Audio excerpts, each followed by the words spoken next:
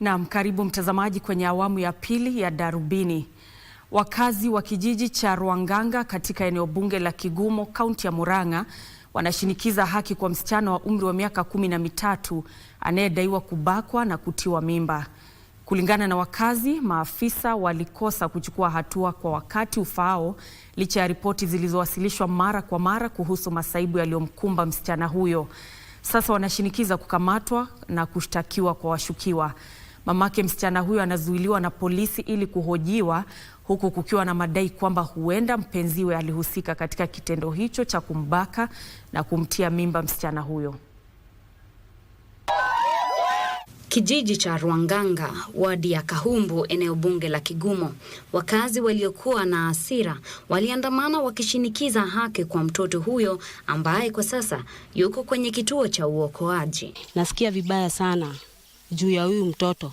Juu hata wakati tulifanya maandamano mara ya kwanza, tuliita chief, tukampigia simu kutoka saa 2 asubuhi na hadi saa 11, saa 12 ndio alifika. Saa zile tulimuuliza kwa nini tulimuita na tumekaa hapo sana. Hata huyo mama tulikuwa na yeye alisema hatuwezi kumfundisha kazi. Kulingana na wakazi, mamake msichana huyo aliye na umri wa miaka 35 anadaiwa kumtekeleza na kumwacha bintiye wa umri wa miaka 13 katika hatari ya kudhulumiwa kimapenzi.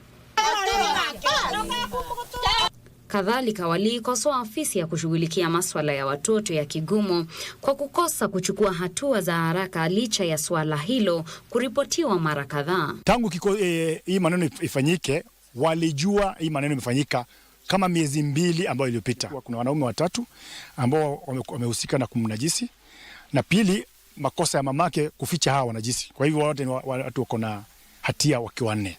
Wakazi hao walisema kuwa msichana huyo umri wa miaka 13 alikuwa akiwatunza ndugu zake 3 kufuatia madai kwamba mama yao amewatelekeza.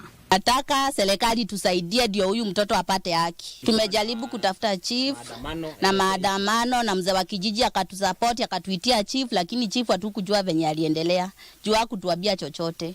Wanadai kwamba mama huyo hushinda kwenye vibanda vya pombe huku akimwacha msichana huyo kutafutia familia hiyo riziki. Sasa hii area yetu imeharibika juu ya ukunywaji wa pombe. Pombe ndio mingi huku. Watu hawashughuliki na watoto. Tunataka children's officer wakuje hapa wachunge hawa watoto. Washukiwa 3 wanaoshutumiwa kwa kumbaka msichana huyo wako mafichoni. Mamake anazuiliwa ili kuhojiwa. Teresa Mutai, Darubini.